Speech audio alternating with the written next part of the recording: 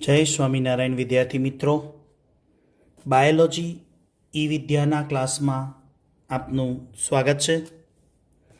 अगाउना video लेक्चरनी अंदर Mendel आपेला एक संकरण प्रयोगनी माहिती आपेली। मेंडले जे एक संकरणनो प्रयोग वटाणा पर जे रजूआत करी, બધા જ એ વિડીયોને બરાબર સમજો કે મેન્ડલે એક સંકરણનો પ્રયોગ જે આપણે સમજાવ્યો છે, મેન્ડલે જે એનું રજૂઆત કરી એને આપણે વ્યવસ્થિત સમજાવવાનો પ્રયત્ન કર્યો છે અને આકૃતિ સહિત વ્યવસ્થિત ડ્રાફ્ટિંગ સાથે સમજાવ્યું હતું, જે તમને અત્યારના વિડીયોમાં મેં મૂક્યું છે સ્ક્રીન ઉપર, એ તમને દેખાય છે કે ગયા વિડીયોમાં એની રજૂઆત કરી હતી।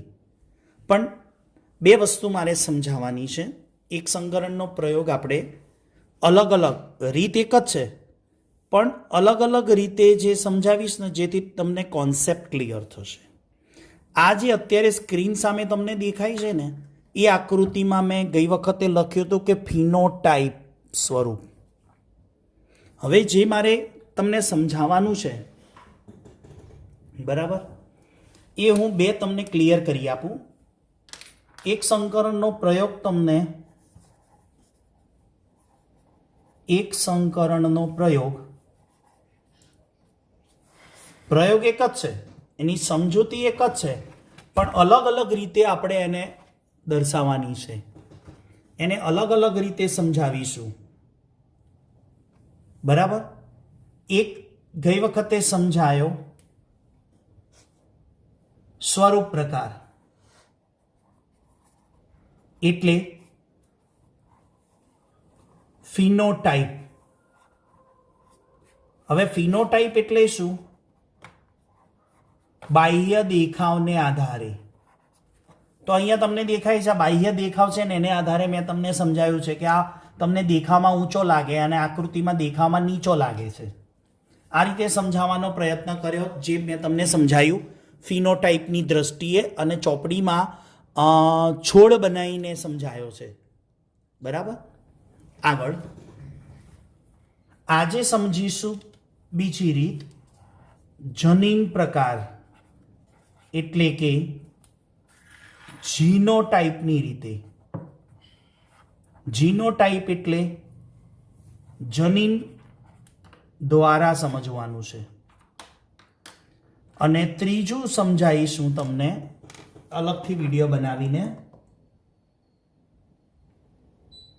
एमां समजीशुं प्यूनेट चौरस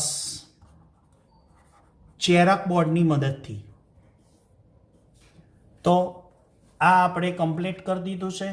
आजे बे चर्चा करवानी छे, एक जनीन प्रकारना विडियो उपर जोईशुं अने एक संकरणनो प्रयोग प्यूनेट चौरसनी मददथी समजीशुं। बराबर, तो चलो शरू करीए। जनीन प्रकार आधारित। हवे मेंडले जे एक संकरणनो प्रयोग आपणे जनीन आधारित समझाईए तो एनी अंदर एने ऊंचो छोड़ अने नीचो छोड़ जे वटाणानी समजूती आपी एना गई वखते विडियो लेक्चर में तमे समझ्या हशो।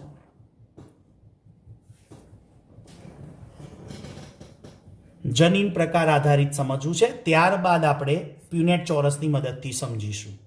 બરાબર, પહેલા જોઈશું જનીન આધારિત અને ત્યાર પછી જોઈશું પ્યુનેટ ચોરસ। હવે લક્ષણ આપણે કયું હતું? છોડની ઊંચાઈ। હવે અભિવ્યક્તિ બે રીતે રજૂ થતી હતી। ઊંચો છોડ, ઊંચા છોડની સંજ્ઞા મેન્ડલે શું વાપરી? Capital T. બરાબર, नीचा छोड़ माटे स्मॉल टी वापर्યું। આપણે એવું ના થાય કે ઊંચો એટલે ટી અને સ્મોલ એટલે એસ।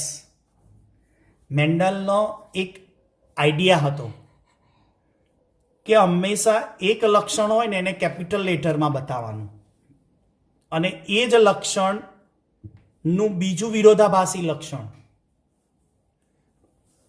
કોઈ એક લક્ષણ જે આપણે કહીએ છીએ, एक आइडिया आपू જે આપણે લક્ષણની ચર્ચા ચાલે છે એમાં મેન્ડલે એનો આઈડિયા એવો હતો કે કોઈ લક્ષણ હોય, એક જ હોય લક્ષણ તો. હવે એક લક્ષણ હોય એનું બે વિરોધાભાસી હોય. કેટલા લક્ષણો હતા વટાણામાં? 7. અને દરેકના વિરોધાભાસી કેટલા હતા? અભિવ્યક્તિઓ 2. હવે લક્ષણ જો આપણે ઊંચાઈ લઈએ પ્રકાંડની, તો એની એક અભિવ્યક્તિ જે ઊંચો છોડ હોય એના માટે એ હંમેશા કેપિટલ અક્ષર વાપરે, એટલે કેપિટલ ટી. અને નીચા માટે એને સ્મોલ લેટર વાપરવાનો, બરાબર, એટલે કે સ્મોલ ટી વાપરવાનો. આ એનો કોડ હતો. કોઈ પણ હોય, પહેલું એક કેપિટલ વાપરવાનું અને બીજી અભિવ્યક્તિ સ્મોલ લેટર વાપરવાની. સ્મોલ લેટર કહું છું હો, બીજી ABCDનો અક્ષર. એક અભિવ્યક્તિ વાપરવાની પહેલી ABCDનો અને બીજી અભિવ્યક્તિ વાપરવાની સામેની વિરોધાભાસી બીજી ABCDમાં, એટલે સ્મોલ લેટર. પાછું એવું ના સમજો સ્મોલ એટલે S, સ્મોલ લેટર કહું છું. જો તો એ પ્રમાણે વાપર્યું એને.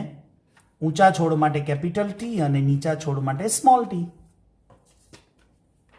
આ મેન્ડલના સમયમાં અગત્યની વાત યાદ રાખજો, મોસ્ટ ઇમ્પોર્ટન્ટ. મેન્ડલે જનીન વિદ્યાની શોધ કરી, ફાધર ઓફ જીનેટિક્સ કહેવાયા. લખી રાખો ક્યાંક ચોપડીમાં. મેન્ડલને ખુદને ખબર નથી કે DNA શું છે. મેન્ડલને ખુદને ખબર નથી રંગસૂત્રો શું છે. મેન્ડલને ખુદને ખબર નથી કે જનીન શું છે. અરે મિત્રો, જનીન શબ્દ છે ને, જનીન શોધાયા 1900ની સાલમાં. કઈ 1900 1900ની સાલમાં જોન્સને જનીન શબ્દ આપ્યો. તો મેન્ડલને 1856-56ની સાલમાં, 63ની સાલમાં, 65ની સાલ સુધી પ્રયોગો કર્યા, 7 વર્ષ, પણ એમને ખુદને ખબર નથી DNA શું છે, જનીન શું છે, રંગસૂત્રો શું છે. પણ હા, તો પેઢી દર પેઢી વારસામાં શું આવે છે, શું કહેતા હતા એને? ઘણા બધાએ મેન્ડલને પ્રશ્ન પૂછ્યો તો કે આ તમે જે વાત કરો છો કે એક પેઢીમાંથી બીજી પેઢીમાં આવે, એટલે વટાણાના દાદા હોય તો વટાણાના પુત્ર હશે, વટાણાના પૌત્રો હશે, તો એ પેઢીમાંથી બીજી પેઢીમાં આવે છે શું? મેન્ડલના સમયમાં મેન્ડલે શબ્દ વાપર્યો તો કારક. કયો શબ્દ? કારક.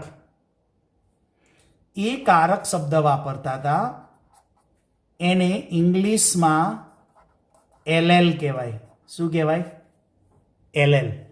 એટલે ચોપડીમાં જ્યારે તમે એક સંકરણનો પ્રયોગ રીડ કરો ને, ત્યારે શબ્દ આવશે LL. ગુજરાતીમાં એને કારક કહેવાય. એટલે મેન્ડલ એવું કહેતા હતા કોઈ LL છે, કોઈ કારક છે. પછી એ કારક શું છે બધા પૂછતા, તો મેન્ડલ પાસે જવાબ નહોતો. કેમ?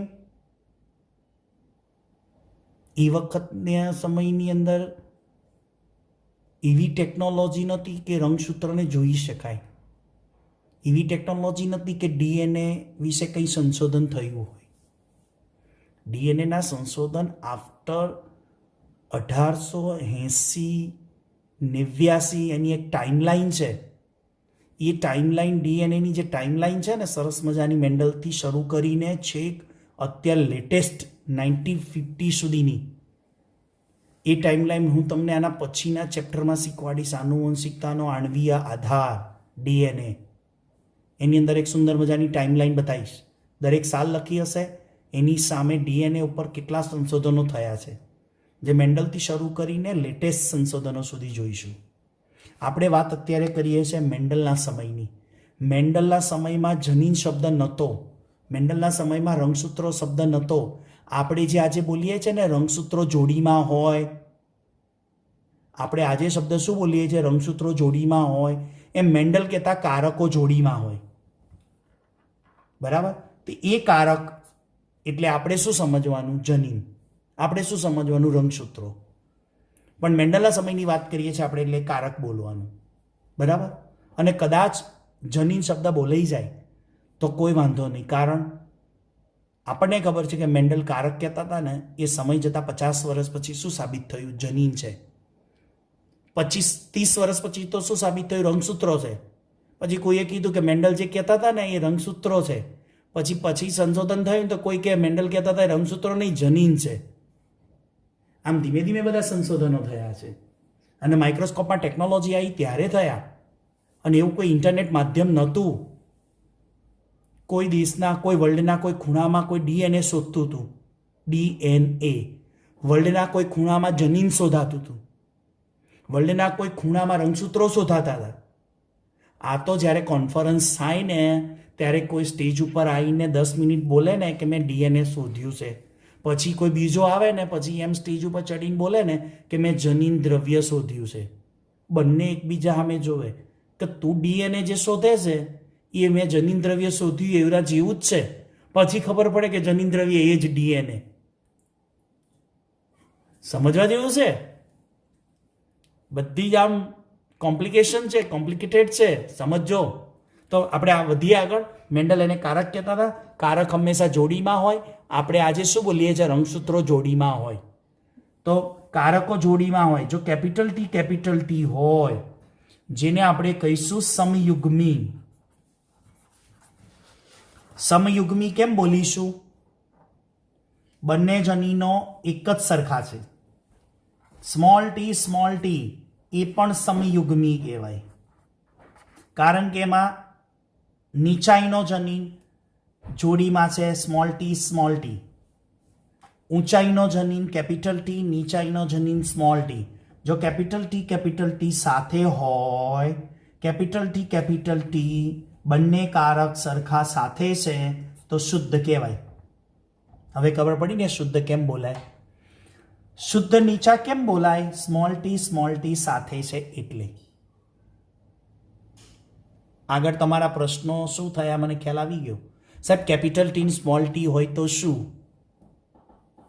રાઈટ? પકડી લીધા ને તમને અહીંયા બેઠા બેઠા. મને ખબર છે તમે આ સમજતા તમને પ્રશ્ન થશે કે સાહેબ કેપિટલ ટી શુદ્ધ કહો છો અને પણ ઊંચા હોય, સમયુગ્મી હોય. સ્મોલ ટી હોય, શુદ્ધ નીચા હોય, પણ કેપિટલ ટી સ્મોલ ટી સાથે હોય તો સાહેબ શું કહેવાય? વિષમયુગ્મી. બીજો પ્રશ્ન એ થશે સાહેબ છોડ કેવો હોય? એ પ્રશ્નના બધા જ જવાબો તમને મળશે જેમ જેમ આગળ વધીશું તેમ તેમ. ઓકે, હવે ખ્યાલ આવી ગયો આપણે ક્યાં છીએ? મેન્ડલના એક સંકરણના પ્રયોગમાં. એક સંકરણના પ્રયોગમાં લક્ષણ શું છે? છોડની ઊંચાઈ છે. અભિવ્યક્તિ શું છે? ઊંચા છોડ માટે કેપિટલ ટી સંજ્ઞા વાપરી, નીચા છોડ માટે સંજ્ઞા વાપરી સ્મોલ ટી. મેન્ડલ એને શું કહેતા હતા? કારક, જેને શું બોલાય? એલએલ. કેપિટલ ટી કારક બે ભેગા હોય તો શુદ્ધ ઊંચા. કેપિટલ ટી સ્મોલ ટી હોય તો શુદ્ધ નીચા. આ પેરેન્ટ્સ તરીકે વાપર્યા હતા. હવે જુઓ,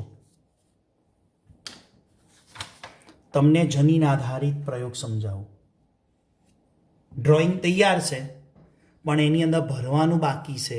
એટલા માટે બાકી રાખ્યું હતું કે હું અહીંયા ભરતો જાઉં તો તમને બેઠા બેઠા ત્યાં ખબર પડે કે કેવી રીતે અહીંયા શું થયું. તો એક સંકરણના પ્રયોગમાં શું થયું એ આપને ખ્યાલ આવે.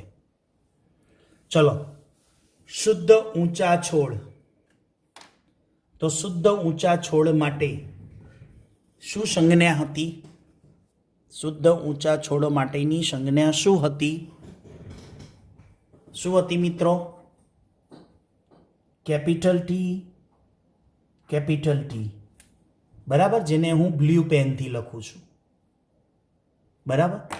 હવે નીચા, શુદ્ધ નીચા છોડ માટે સ્મોલ ટી, જેને મેં રેડ પેન વાપરી છે જેથી કન્ફ્યુઝન ન થાય. ચલો, શુદ્ધ ઊંચા છોડ પેરેન્ટ્સ તરીકે શું લીધા? પિતૃ પેઢી તરીકે. શુદ્ધ ઊંચા અને શુદ્ધ નીચા છોડ. એ શુદ્ધ ઊંચા અને શુદ્ધ નીચા છોડ માટે શું કરાવ્યું? એને પરફલન. શું થાય? પરફલન. કેમ કે ઊંચો અને નીચો છે ને, એટલે પરફલન કહેવાય. હવે થોડુંક એ સમજાવવાનું મિત્રો, અર્ધીકરણની ઘટના ખબર છે ને તમને? 11મા ધોરણમાં શીખવાડી હતી અર્ધીકરણ. રંગસૂત્રોની સંખ્યા અડધી થાય. મેન્ડલને નથી ખબર. મેન્ડલના સમયમાં મેન્ડલને અર્ધીકરણ નથી ખબર, પણ એને એટલી ખબર હતી કે જ્યારે સંતતિ બને ને એ પહેલાં જન્યુઓનું નિર્માણ થાય. શું થાય? જન્યુ. કેવી રીતે? તો અહીંયા જુઓ, જન્યુ નિર્માણ થાય. આપણે શીખી ગયા ને પૂર્વફલનમાં. પૂર્વફલનનો પહેલો પેટા તબક્કો કયો? તો જન્યુ નિર્માણ. બીજો તબક્કો જન્યુ વહન. યસ. મેન્ડલને અર્ધીકરણ નથી ખબર, પણ એટલી ખબર હતી કે જન્યુઓ બને, એટલે કે કારકો એકબીજાથી છૂટા પડે. તો જો કેવી રીતે? આ કેપિટલ ટી એ કારક છે, જોડીમાં છે. સ્મોલ ટી એ પણ કારક છે, એ પણ જોડીમાં છે. પણ જ્યારે ફલન થાય ને ત્યારે આપણે કહીએ છીએ ને રંગસૂત્રો છૂટા પડે. એક્સ પિતા તરફથી આવે અને વાય, એક્સ પિતા તરફથી આવે અને એક્સ માતા તરફથી આવે તો સંતતિ શું થાય? પુત્રી. વાય પિતા તરફથી આવે અને એક્સ માતા તરફથી આવે તો શું થાય? પુત્ર. બસ એ જ કોન્સેપ્ટ છે, પણ એ મેન્ડલને નથી ખબર. પણ મેન્ડલ પાસે વિચાર હતો, અને એ વિચાર ભવિષ્યમાં 50 વર્ષ પછી શું થયો? અર્ધીકરણની ઘટના શોધાઈ ગઈ. ત્યારે બધાને ખબર પડી કે મેન્ડલ આવું કંઈક જન્યુઓનું નિર્માણ કહેતા હતા ને, એ અર્ધીકરણ. પણ પેલું ઓથેન્ટિક અને માઇક્રોસ્કોપિક પ્રૂફ સાબિત થયું 50 વર્ષ પછી. હવે જો આ કેપિટલ ટી જોડીમાં છે, તો આ જન્યુ નિર્માણ થાય ત્યારે એક કારક એક જન્યુમ જાય, બીજું કારક બીજા જન્યુમાં જાય. આને હું જન્યુ કહીશ. એક કારક એટલે એક રંગસૂત્ર, એક જન્યુ એમ બોલીએ તો પણ ચાલે. એક કારક એક જન્યુમ ગયું, બીજું કારક બીજા જન્યુમ ગયું. હવે અહીંયા પણ આ એક કારક એક જન્યુમાં, બીજું કારક બીજા જન્યુમાં. એટલે બે કારકો જન્યુ નિર્માણ દરમિયાન છૂટા પડી જાય. સમજણ પડે છે ને? ફલન થવાનું હોય તો શુક્રકોષની અંદર શું થાય? રંગસૂત્રો છૂટા પડે. શુક્રકોષોનું નિર્માણ થવાનું હોય ત્યારે યાદ આવ્યું? શુક્રકોષ જનન, આદિ પૂર્વ શુક્રકોષ, દ્વિતીય પૂર્વ શુક્રકોષ, દ્વિતીય પૂર્વ શુક્રકોષ થયું ત્યારે અર્ધીકરણ થયું હતું. રાઈટ? એ જ વસ્તુ મેન્ડલને એવી એ સમય ખબર હતી આવી, પણ અર્ધીકરણ ઘટના ખબર નથી. સમજ પડે છે હું શું કહેવા માંગુ છું? યસ. તો આ બે કારકોમાંથી એક કારક એક જન્યુમાં, બીજું કારક બીજા જન્યુમાં, એક કારક એક જન્યુમાં, બીજું કારક બીજા જન્યુમાં. હવે શું થશે? ફલન થશે. ફલન થાય ને ત્યારે જુઓ, આ પેરેન્ટ્સમાં છે, આ એના જન્યુ છે. આ જો અહીંયા મેં લખ્યું છે, આ માદા જન્યુ અને આ નર જન્યુ. તો આ બે નર જન્યુ છે, બરાબર, અને આ બે માદા જન્યુ છે. ચલો, એ સિગ્નલ કોડ છે ને, એને પણ આપણે સમજી લઈએ. એ સિગ્નલ કોડને આપણે બાકી રાખતા જ નથી, એને જન્યુ કહીએ, એને આપણે ડ્રો પણ કરી દઈએ. જો આ નરજન્યુ,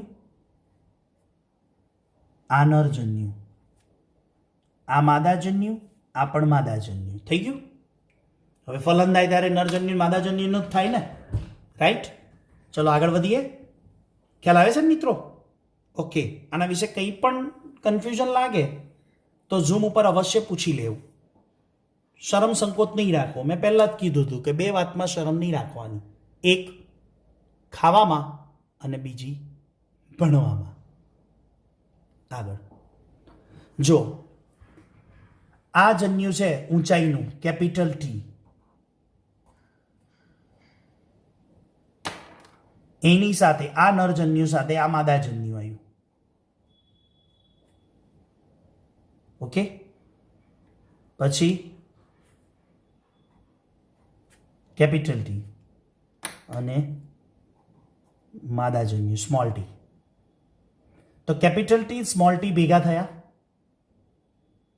હવે આ જે જનીન પ્રકાર છે કેપિટલ ટી અને small T, capital T small T, છોડ ઊંચો આવ્યો. છોડ કયો આવ્યો? ઊંચો. બરાબર. તો આમાં હું લખતો જાઉં તો ચાલે ને? હવે તમે લખી દીધું છે ને, બરાબર. Capital T small T. અહીંયા શું થશે? Capital T small T, right? એ જ છે ને અહીંયા. પણ આ સ્વરૂપ પ્રકાર હતું અને આ જનીન પ્રકારે જોઈએ છે. જોતા રહેજો મિત્રો, સમજતા રહેજો, કન્ફ્યુઝન થતા નહીં. વિડીયો રિવાઇન્ડ કરીને જોજો, ના ખ્યાલ આવે તો. આગળ હવે આ છોડ અશુદ્ધ કહેવાયો. કેમ અશુદ્ધ કહેવાયો? હવે હું તમને કહી દઉં. કારણ છોડ ઊંચો છે, બરાબર. છોડ ઊંચો છે પણ તમને દેખાય છે જનીન છે અંદર. કયો? નીચાઈનો. છોડ ઊંચો બને, એના બીજને મેન્ડલે વાવ્યા, એ બીજ છોડ બન્યો, છોડ ઊંચો આવ્યો, એ 2 મીટરનો આવ્યો. પણ મેન્ડલે એને અશુદ્ધ કીધા. કેમ અશુદ્ધ કીધા? કારણ કે જોડે કોનો જનીન છે? નીચાઈનો. એટલે એને કયો છોડ કહેવાય? અશુદ્ધ ઊંચો છોડ. હવે આવા અશુદ્ધ ઊંચા છોડનું અશુદ્ધ ઊંચા છોડ સાથે શું કરાવ્યું?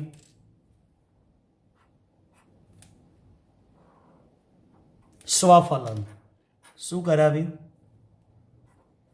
સ્વફલન. કેમ કે સ્વફલન કરવું શક્ય હતું એટલે અશુદ્ધ ઊંચા છોડનું પુકેસર, એ જ છોડનું શું લીધું? સ્ત્રી કેસર. સમજ પડ્યા છે? અશુદ્ધ ઊંચો છોડ એનું પુકેસર એટલે કે પરાગરસ, અને એ જ છોડનું શું લીધું? પરાગાસન. એટલે સ્વફલન કહેવાય. ખ્યાલ આવે? આગળ હવે જો, હવે આ પહેલી પેઢી થઈ. આ પિતૃ હતા અને આ થઈ આ પિતૃ, અને આ એની સંતતિ, એટલે એને કહેવાય પહેલી પેઢી. બરાબર. હવે બીજી પેઢી કેવી રીતે આવે છે એને સમજીએ. તો બીજી પેઢી જ્યારે નિર્માણ થાય ત્યારે પણ જન્યુઓ તો છૂટા પડે જ ને, ફલન થાય ત્યારે આ કેપિટલ ટી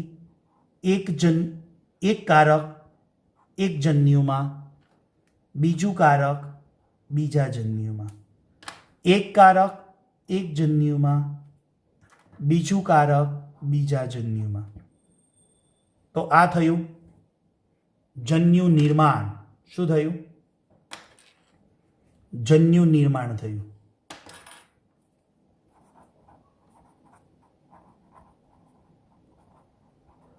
જો તમે આને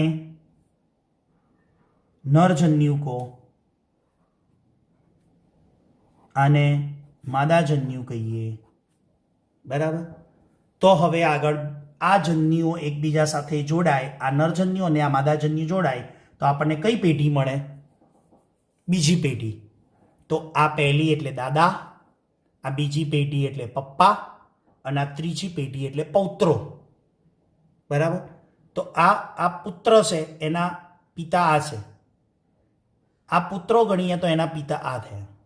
સમજ પડે છે? 3 પેઢી સુધીનો સ્ટડી કર્યો. તો પહેલી પેઢી પિતૃ પેઢી, બીજી પેઢી અને ત્રીજી પેઢી, 3 પેઢી સુધી સતત પ્રયોગ કરે એટલે કંઈક જજમેન્ટ, કંઈક સંભાવના શક્ય છે. હવે જો આગળ આ નરજન્યુ, બરાબર, કેપિટલ ટી. આ માદાજન્યુ, એમાંથી કયું જનીન આવ્યું? Capital T. બરાબર. હવે આ કેપિટલ ટી. જો આ નરજન્યુ, એને આની સાથે માદાજન્યુ, આ નરજન્યુ અને આ માદાજન્યુ, તો અહીંયા કયું આવ્યું? Small T. હવે આ નરજન્યુ,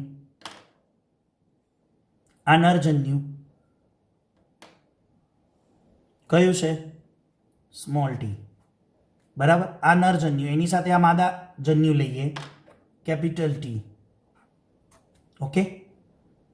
હવે આ નરજન્યુ અને આ માદાજન્યુ.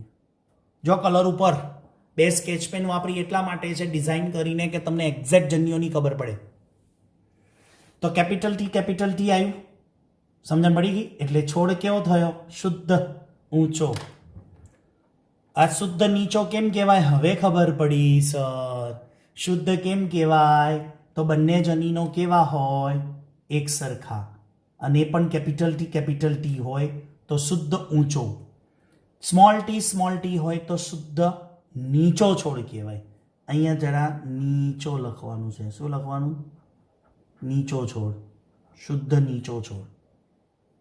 તો આ શુદ્ધ ઊંચો થયો, આ શુદ્ધ નીચો છોડ થયો. અને આ કેપિટલ ટી સ્મોલ ટી સાથે હોવાથી કયો છોડ બનાવે? અશુદ્ધ બનાવે. હવે પ્રમાણ કાઢીએ આપણે. આ ટોટલ 4 સંતતિ છે, માની લઈએ 100. તો આ 25, આ 25, આ 25 અને આ 25. તો 25% શું થયું? શુદ્ધ ઊંચું. 25% અશુદ્ધ ઊંચા, 25% અશુદ્ધ ઊંચા અને 25% શુદ્ધ નીચા. તો 25% શુદ્ધ ઊંચા, 25% શુદ્ધ નીચા અને આ 25 ભેગા કરો એટલે 50% શું થયા? અશુદ્ધ ઊંચા. તો 25% શુદ્ધ નીચા, 50% અશુદ્ધ ઊંચા અને 25% શુદ્ધ નીચા. એટલે આ 1, આ 2 અને આ 3. આ જે પ્રમાણ છે 1:2:1, 1:2:1 એટલે કયું પ્રકાર? જનીન પ્રકાર થયું, જનીન સ્વરૂપ થયું. અને સ્વરૂપ પ્રકાર આ જીનોટાઈપ થયા અને ફિનોટાઈપ શું થયા? ઊંચા ઊંચા ઊંચા.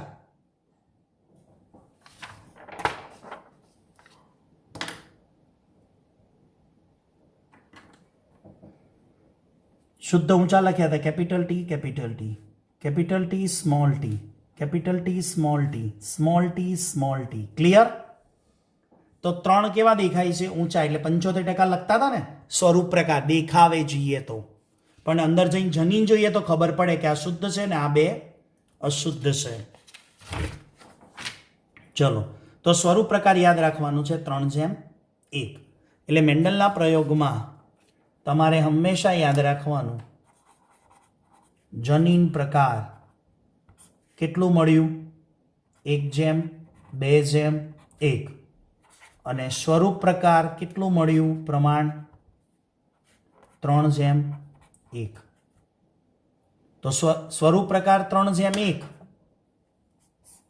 અને જનીન પ્રકાર 1:2:1. બરાબર? યાદ રહેશે ને બધા મિત્રો? કંઈ કન્ફ્યુઝન થાય છે? ના છે તો હા છે તો ક્યાં સોલ્વ કરીશું?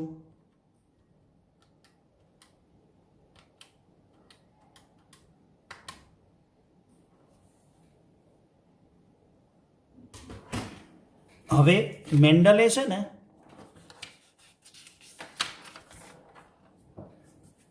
F2 પેઢીમાં એટલે બીજી સંતતિ F2 સંતતિમાં 1064 સંતતિ મળી. કેટલી? 1064. એમાંથી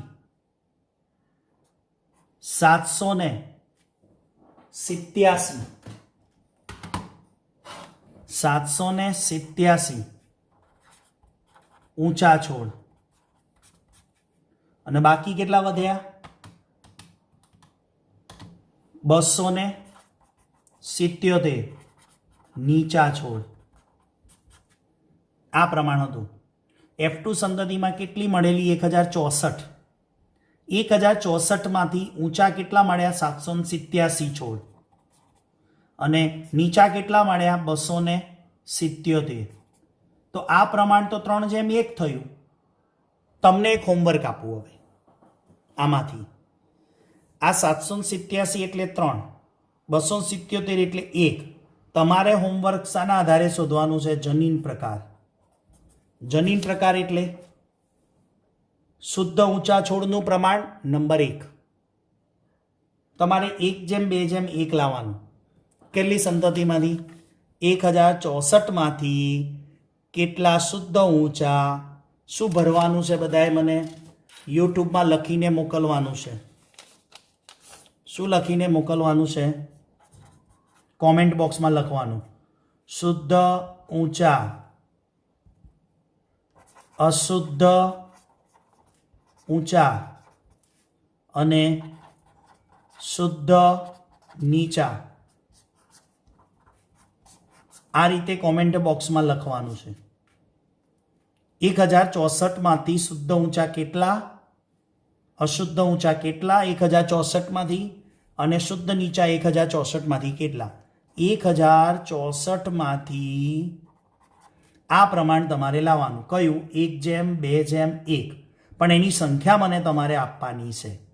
આ કોમેન્ટ બોક્સમાં લખવાનું. ચલો મિત્રો, ખ્યાલ આવ્યો? તો આ થયું એક સંકરણનો પ્રયોગ જીનોટાઈપને આધારે, જનીન પ્રકારને આધારે. આ જ વસ્તુને હું પ્યુનેટ ચોરસની મદદથી સમજાવું છું, ચેરક બોર્ડની મદદથી. બરાબર? એ ચેરક બોર્ડ, પ્યુનેટ ચોરસ, એ પ્યુનેટ નામનો સાયન્ટિસ્ટ હતો. એને બતાવ્યું પ્યુનેટ ચોરસની મદદથી મેન્ડલના એક સંકરણ પ્રયોગનું ચિતાર બતાવ્યો. એને આખું આ ડિઝાઇન કર્યું છે ને, એમાં આ ટ્રાફિકમાં તમને ભૂલ પડશે. આ બહુ ટ્રાફિક થાય છે. જો અહીંયા ઘણીવાર વિદ્યાર્થી શું ભૂલ કરે? આ જન્યુને આ જન્યુ સાથે જોડી નાખે, નર ને નર એવું હોય, શુક્રકોષ શુક્રકોષ, અંડકોષ અંડકોષ. તો અહીંયા શુક્રકોષ શુક્રકોષ ભેગા કરી દે, લખે પાછો કેપિટલ ટી, પણ એરો અહીંથી હોય. તો અહીંયા જે ટ્રાફિક થાય છે ને એમાં બહુ ભૂલ પડે. રાઈટ? ધ્યાનથી દોરવું પડે, નહીં તો શુક્રકોષ શુક્રકોષ, અંડકોષ અંડકોષનું ફલન બતાવી દેવાય. એવું ના થાય એટલે ચેરક બોર્ડની એક સરળ સમજૂતી છે, જેના પછીના વિડીયોમાં હું સમજાવું છું. બરાબર? ત્યાં સુધી સૌ વિદ્યાર્થી મિત્રોને જય સ્વામિનારાયણ.